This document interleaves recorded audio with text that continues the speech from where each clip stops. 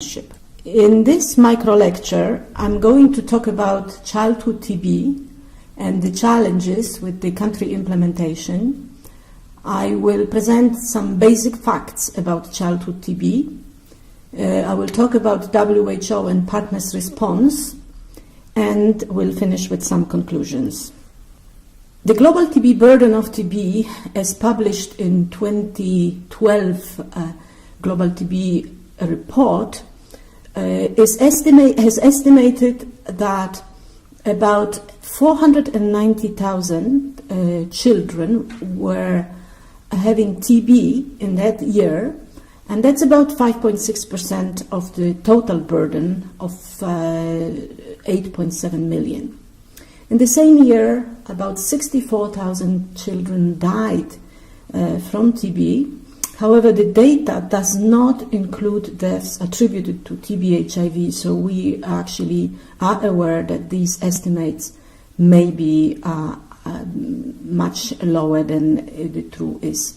Any estimate is as good as the data that we receive. On this slide, I'm presenting the results from the survey the WHO and the International Union published in December 2012. And you will find that there are, in some countries, discrepancies between the numbers of TB cases in children reported to WHO and those reported in the survey. And in red are countries, Afghanistan, Ethiopia, India, and Myanmar, in which number of cases reported in the survey was 5 times of that reported to WHO. Same in Ethiopia. 5 times more kids were reported in the survey than to WHO. The same in India, 5 times more kids, and in Myanmar was actually more than 100 times more children were reported to the survey. So obviously we are aware that our estimate that is based on reported cases to WHO is probably much lower than the true picture. In 2011, colleagues from Indonesia published a paper in which they presented the results of the survey of childhood TB that was reported in hospitals on Java Island in Indonesia. And they found out that only 1.6% of children with TB were reported to National TB Program.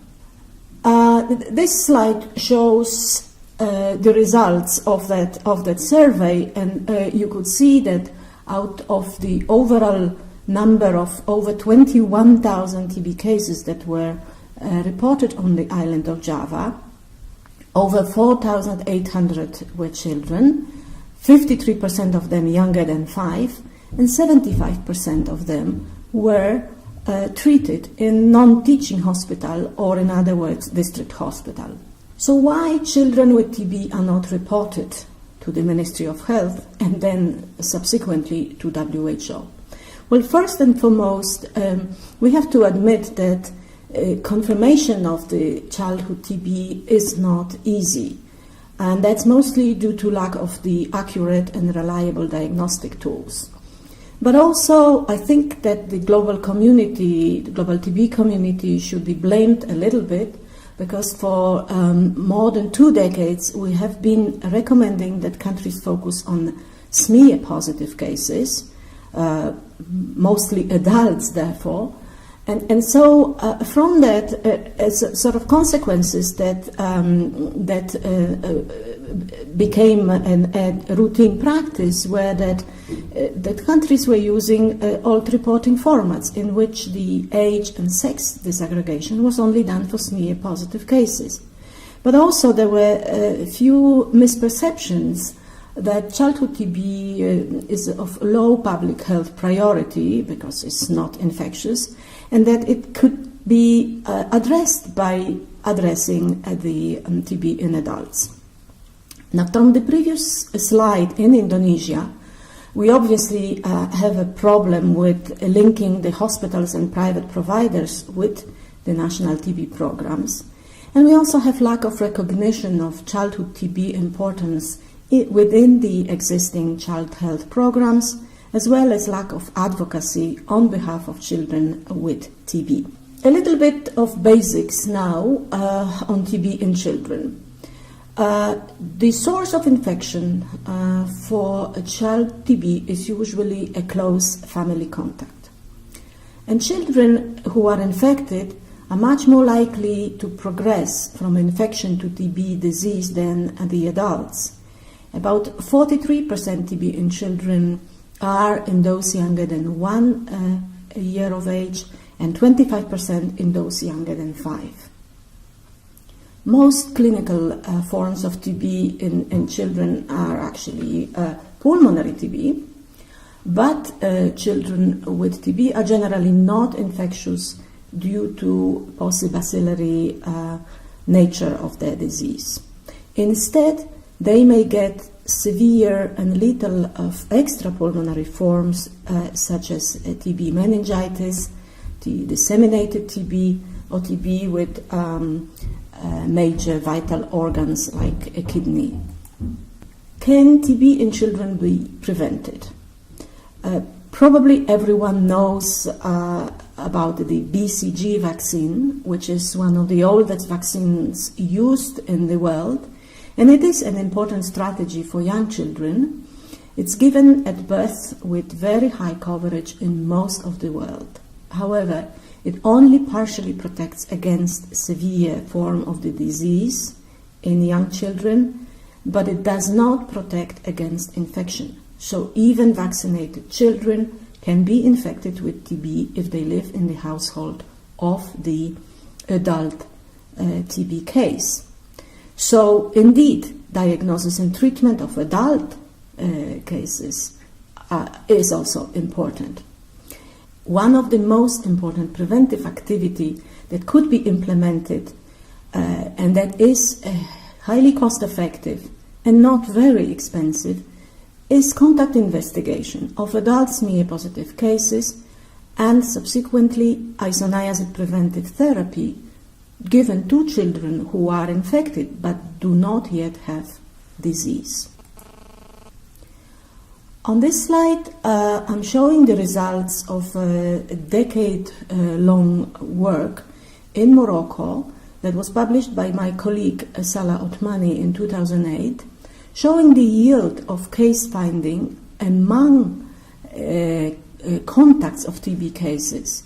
This blue graph shows the proportion of children that were notified, that were detected and diagnosed with TB, and children younger than 10. And you could see that in some years, nearly 25% of kids with TB were identified thanks to the contact investigation.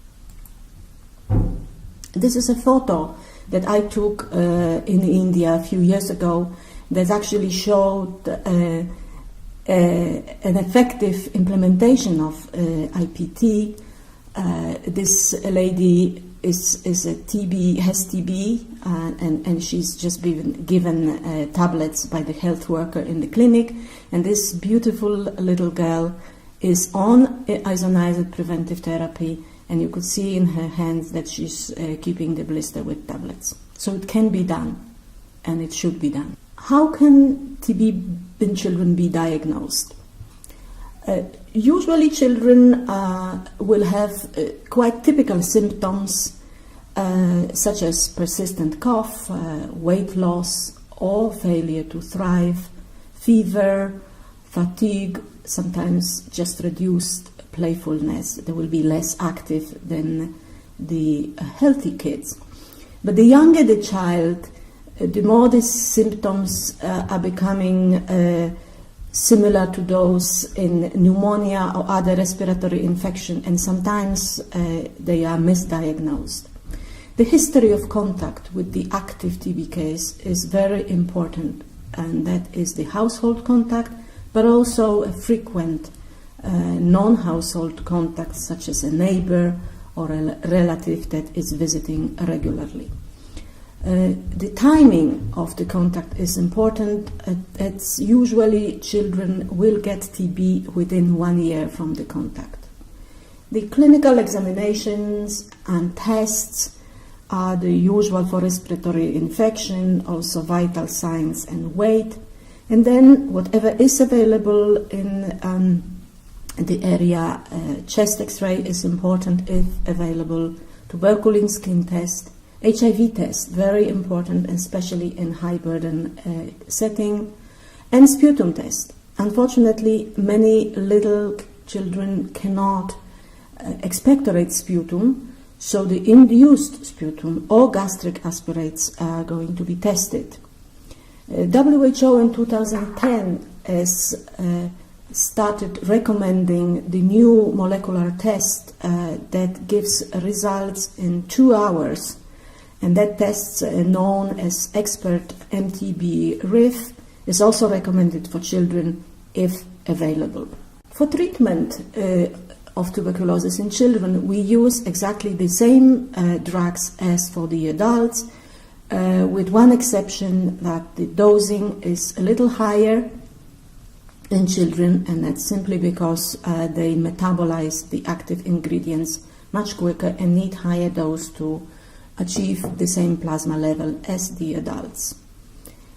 Treatment is effective, but outcomes, unfortunately, are poorer than in adults or are not evaluated at all. And the reason for that are several, but most probably the difficulty in correct diagnosis is one, that sometimes they are diagnosed in a very advanced form of the disease, and that they do have those severe forms like meningitis that usually are lethal, but also that because of that misperception of being of a lower public health priority, they do not get the same careful, directly observed treatment, and there is little attention paid to the completion of treatment in children. High-level quality drugs are playing major role in improving those treatment results, and we have the Global Drug Facility hosted in WHO is providing drugs to 60 countries in many continents, and these are the quality assured fixed dose pediatric formulations that as of now more than 400,000 children were treated with. Right? On this slide, again, is a picture that I took in one of my missions showing the drugs in the clinic in the rural district of Bangladesh. WHO and the partners have issued several international guidelines for the national TB programs and for other providers on TB, management of TB in children, on treatment, on TB, HIV management, etc. We also have been providing a lot of technical assistance to many countries, and on this slide there are just countries listed in which we were helping with the elaboration of national guidelines on childhood TB. Many national TB program managers are also requesting assistance in evaluating how they do in addressing childhood TB and providing recommendations on how to improve their performance. WHO regional and country offices are also scaling up training to the pediatricians as well as for the national TB program staff in addressing that epidemic. We have now a sort of global momentum on childhood TB, and we have to basically continue that amount of effort. In 2012, the World TB Day on 24 March was devoted to childhood TB. The first estimates that I presented to you at the beginning of my micro lecture were published for the first time in the TB report in 2012. And the very important document which we are now finalizing together with UNICEF, the Centers for Disease Control in Atlanta, the International Union Against TB and Lung Diseases, and the Treatment Action Group, called Childhood TB Roadmap will advocate on how to engage other programs and care providers so that all children with TB will be promptly diagnosed and treated. In conclusion, I would say that we need to work more on refining the childhood TB burden estimates, and if not for the purpose of data, but also for the purpose of fundraising. But we also have to capitalize on those advocacy efforts and global momentum to close the policy practice gap through scaling up training and technical assistance to countries and engaging with maternal and child health, HIV/AIDS, and other child health services. I'd like to acknowledge Stephen Graham and the core team of the Childhood TB subgroup and my colleagues from the department, Mario Raviglione, Babis Sismanidis, and Annemieke Brands. Thank you very much for your attention.